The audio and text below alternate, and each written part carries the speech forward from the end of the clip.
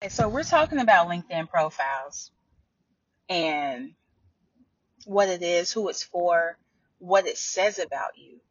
And as a hiring manager, I'm here to tell you I am absolutely looking at your LinkedIn profile. And I'm spending more time on your LinkedIn profile than I am on your resume. And here's why.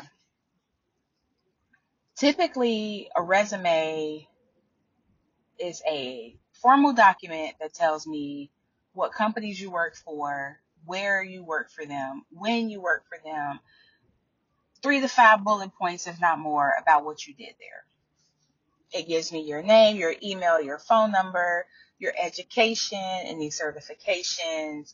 And this is a document that you iterate, that you send to recruiters, that you send to hiring managers, all of that good stuff, right?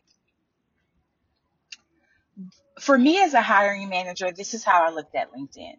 LinkedIn is giving me your perspective of who you are as a professional.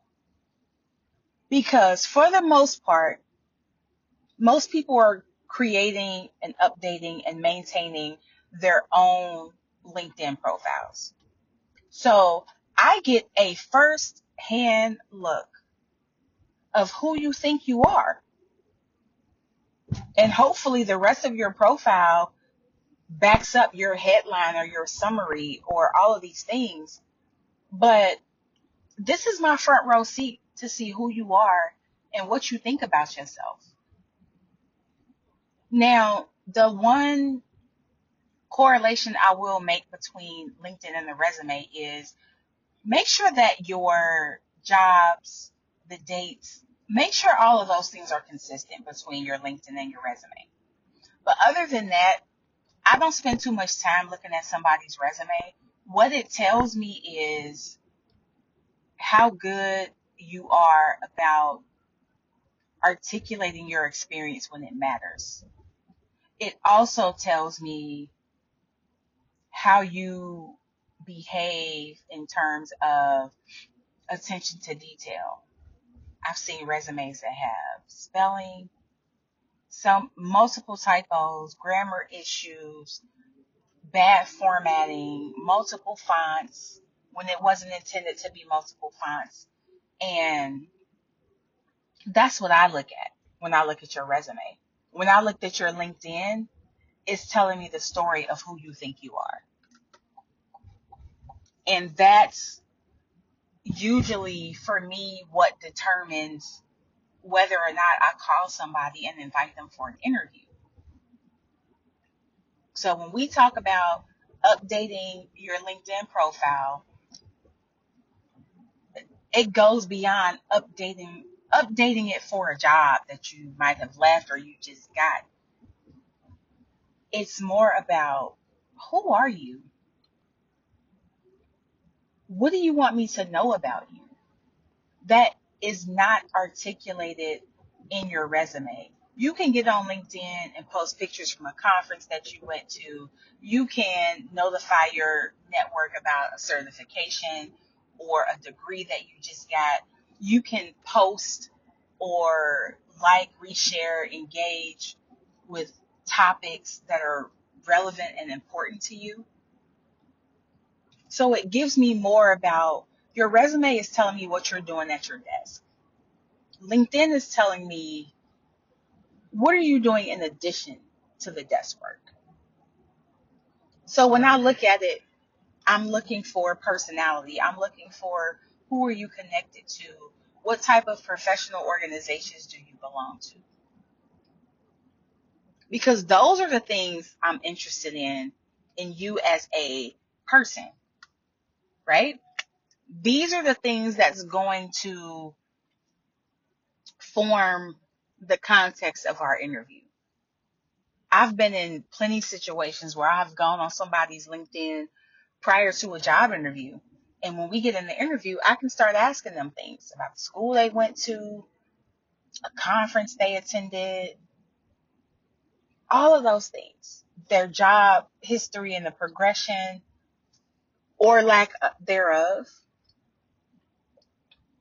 So make sure that your LinkedIn is articulating the message that you want it to articulate about who you are as a professional, what you do, the value you bring, the impact that you've created, and what you're into as a professional.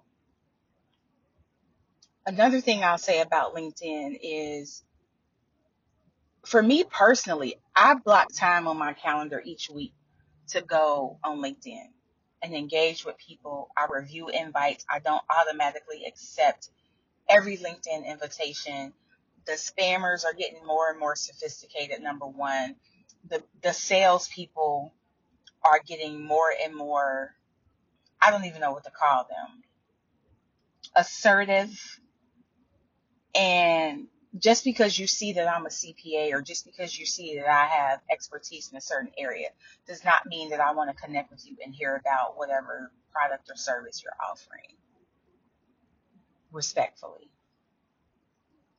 So I go through my LinkedIn invitations, and there's a way that I do it. I go through and I scan first. I prioritize accounting students, CPA candidates, anybody who works in accounting and finance. Those are the people that are connecting with me because they have a question, they need help and guidance with something. And of course, educators and things like that. But I scan it initially because I need to hit ignore on the post for people who are saying, oh, I feel like we need to be connected. Oh, I see that you're a tax expert. The ones that I know are manufactured, I ignore those. And each person that connects with me, well, for the most part, each person who connects with me, I send them a personalized message.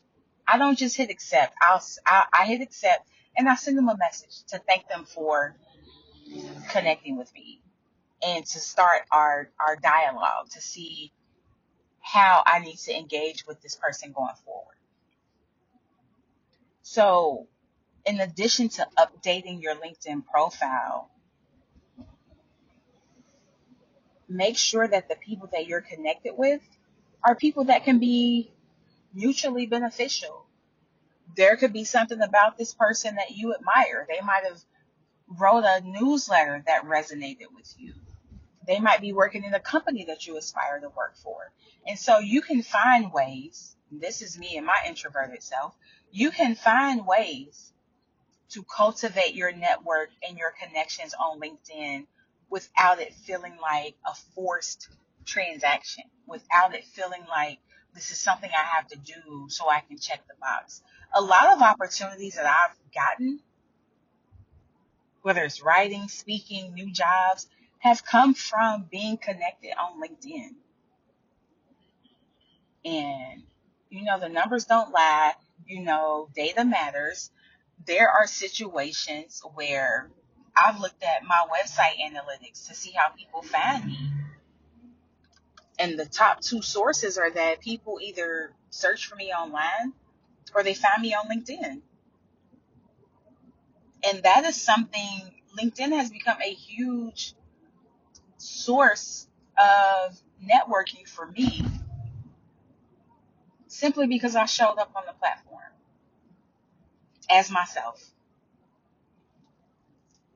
So you don't have to be a senior executive at some company to have a decent LinkedIn following. You don't have to have some special expertise or, some badge of honor to show up on the platform as yourself.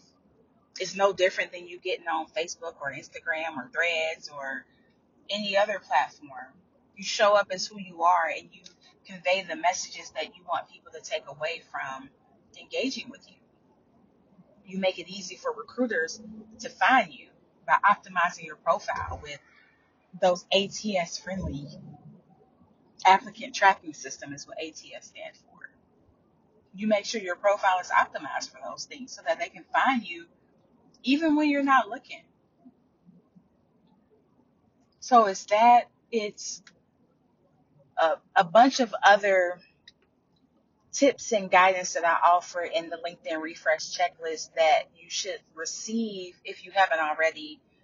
You should be getting it in the next week or so in the next career briefing.